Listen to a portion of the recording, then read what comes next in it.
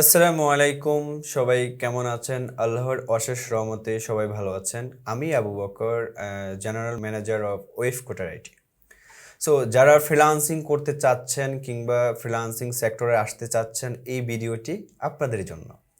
So আপনারা অনেকেই আমাদেরকে মেসেজ করে থাকেন কিংবা কলে বলে থাকেন যে, "স্যার অথবা ভাইয়া কিভাবে ডিজিটাল মার্কেটিং সেক্টরে আসবো? কিংবা এই সেক্টরে কিভাবে আসা যায়?" সো আপনারা এই দ্বিধাদ্বন্দ্ব থেকে বের হওয়ার জন্য আমার এই ভিডিওটি করা। সো এই সেক্টরে আপনারা কিভাবে আসবেন? আসলে ডিজিটাল মার্কেটিং সেক্টরে আসার জন্য আপনাকে প্রপার সাপোর্ট এবং গাইডলাইনের মাধ্যমে কোর্স সম্পূর্ণ করার জন্য একটা আইটি ইনস্টিটিউট আপনাকে আসতে হবে। এবং বাংলাদেশের মধ্যে অনেক অনেক সুনামধন্য অনেক আইটি ইনস্টিটিউট আছে, তবে আপনার মতো করে আপনাকে প্রপার সাপোর্ট এবং গাইডলাইন কোন আইটি ইনস্টিটিউট দিবে আপনাকে সেই আইটি ইনস্টিটিউটটি খুঁজে বের করতে হবে। অ্যান্ড দেন সেখান থেকে আপনি ডিজিটাল মার্কেটিং কোর্স কিংবা ওয়েব ডেভেলপমেন্ট কোর্স আপনি করতে পারবেন।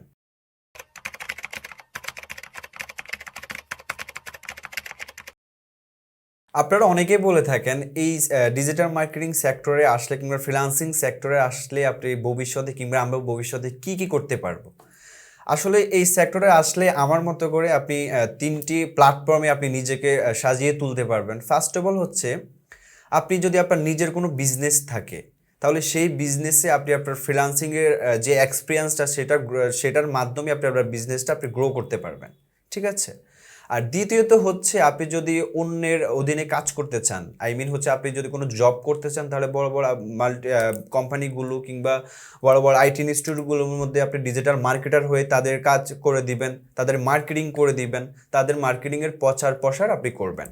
তো আপনি যদি বলেন যে আপনি জবও করবেন না, আপনি হচ্ছে যে বিজনেসও করবেন না, তাহলে আপনার জন্য থার্ড অপরচুনিটি থাকবে, আপনি ফ্রিল্যান্সিং করতে পারবেন। ঠিক আছে? বাসায় বসে আপনি ফ্রিল্যান্সিংয়ের মাধ্যমে আপনি কাজ করতে পারবেন। তো ডিজিটাল মার্কেটিং শিখে আপনি এই ৩টি অপরচুনিটি পাচ্ছেন।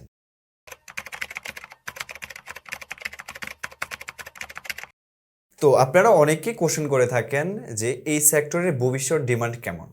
আসলে আপনার নরমালি আমি একটা কথা বললে আপনি সহজে বুঝতে পারবেন। সেটা হচ্ছে যে, ধরেন আপনার একটি শপ আছে। তো সেই শপের মধ্যে আপনার শপের প্রোডাক্ট আছে। তো সেই প্রোডাক্টের যদি আপনি মার্কেটিং না করেন, তাহলে কিন্তু আপনার সেই প্রোডাক্টগুলো সেল হবে না। কিংবা কাস্টমারের কাছে আপনার সেই প্রোডাক্টের অ্যাডগুলো যাবে না কিংবা পৌঁছাবে না। এখন আমরা কোন পদ্ধতিতে কাস্টমারের কাছে এই প্রোডাক্টগুলো আমরা পৌঁছিয়ে থাকি, সেটা আগে আমাদেরকে জানতে হবে। আর আমরা সেটা সবাই জেনে থাকি, ডিজিটাল প্রক্রিয়ায় আমরা সবচেয়ে বেশি মার্কেটিং করে থাকি। সো এই ডিজিটাল প্রক্রিয়ায় যেহেতু আমরা মার্কেটিং করে থাকি, তা খুব কম সময়ের মধ্যে খুবই সহজে আমরা কাস্টমারের কাছে আমাদের প্রোডাক্ট কিংবা আমাদের সার্ভিসটা আমরা তুলে ধরতে পারি। এখন আপনার এই সার্ভিস কিংবা আপনার প্রোডাক্টটা তুলে ধরার জন্য অবশ্যই আপনার ডিজিটাল প্রক্রিয়ায় আসতে হবে। আর এই ডিজিটাল প্রক্রিয়া মানে ডিজিটাল মার্কেটিং। ডিজিটাল সেক্টরে আপনাকে কাজ করতে হবে। এটা হচ্ছে একটা পয়েন্ট।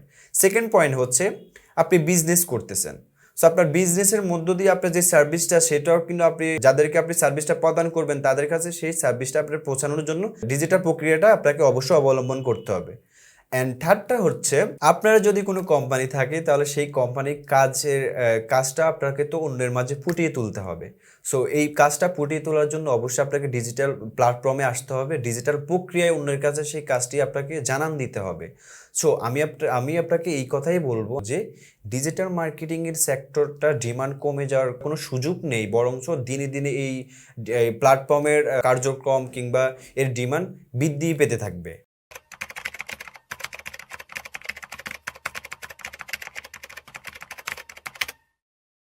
আপনারা অনেকেই বলে থাকেন যে, অন্যান্য আইটি ইনস্টিটিউট রেখে আমরা Webcoder-IT-তে কেন শিখবো কিংবা কেন কোর্স করব।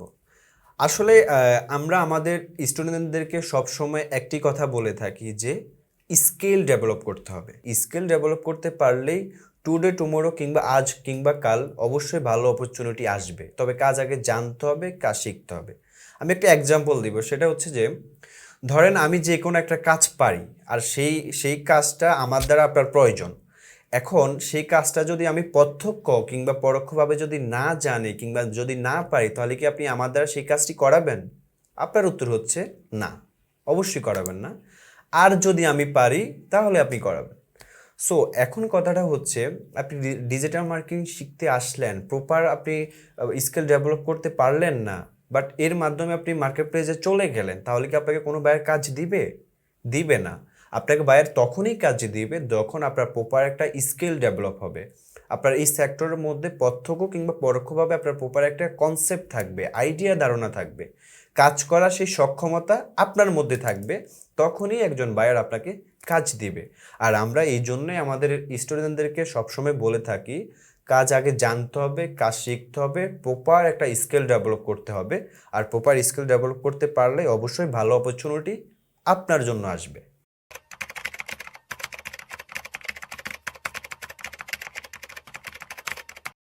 আপনারা অনেকেই আমাদেরকে কোশ্চেন করে থাকেন যে আমরা কিভাবে আমাদের স্টুডেন্টদেরকে আমরা সাপোর্ট দিয়ে থাকি। আসলে আমাদের স্টুডেন্টরা যখন কাজ করে, যখন প্র্যাকটিস করার মাধ্যমে তারা রাত 1টাও বাজে, রাত 2টাও কিংবা রাত 12টা, যে কোনো টাইম হতে পারে। এখন তারা যখন যেই টাইমে প্র্যাকটিসটা করে, তার মানে তাদের সেই প্র্যাকটিস করার অবস্থায় যে এনি টাইম তাদের যে কোনো প্রবলেম হতে পারে। কারণ একটা কথা হচ্ছে, প্রবলেম কখনোই বলে কই আসে না, এনি টাইম সেই প্রবলেমটা হতে পারে। সো তাদের যখন প্রবলেমটা হবে, তাদের সেই সময় অবস্থায় তাদের সেই প্রবলেম সলিউশনটা আমাদের করিয়ে দেওয়ার দায়িত্ব কিংবা কর্তব্য দুটোই আমাদের থাকে। এখন আমি যে একটা কথা বললাম যে রাত 1টা হতে পারে, রাত 2টো হতে পারে, তখন কি আমরা সাপোর্ট দিব কিনা, কিংবা আমাদের স্টুডেন্টদেরকে তখন আমরা সাপোর্ট দিয়ে থাকি কিনা? উত্তর হচ্ছে হ্যাঁ, তখন আমরা আমাদের স্টুডেন্টদেরকে সাপোর্ট দিয়ে থাকি। অ্যান্ড আমরা 24 আওয়ার্স উইকলি 7 ডেজ আমাদের সাপোর্ট এবং গাইডলাইন দিয়ে থাকে। পরিশেষে আমি বলবো, এই সেক্টরের মধ্যে সবচেয়ে বড় একটা কোশ্চেন আপনারা করে থাকেন যে ধৈর্যটা কেমন ম্যাটার করে এই ফ্রিল্যান্সিং সেক্টরের মধ্যে। আসলে ফ্রিল্যান্সিং সেক্টরের মধ্যে ধৈর্য, পরিশ্রম, মেধা খাটিয়ে সঠিক সময় সঠিক কাজটি যদি আপনি করতে পারেন, তাহলেই আপনি একজন প্রফেশনাল ফ্রিল্যান্সার হতে পারবেন। আসলে ছোট্ট একটা ব্যাপার হচ্ছে যে কোনো কিছুই এমনি এমনি আসে না। আমি আপনাকে বলবো, কোনো কিছুই এমনি এমনি আসে না। আপনাকে, আপনি যে কিছুই করেন না কেন, সেটা কিন্তু আপনাকে অর্জন করে নিতে হবে।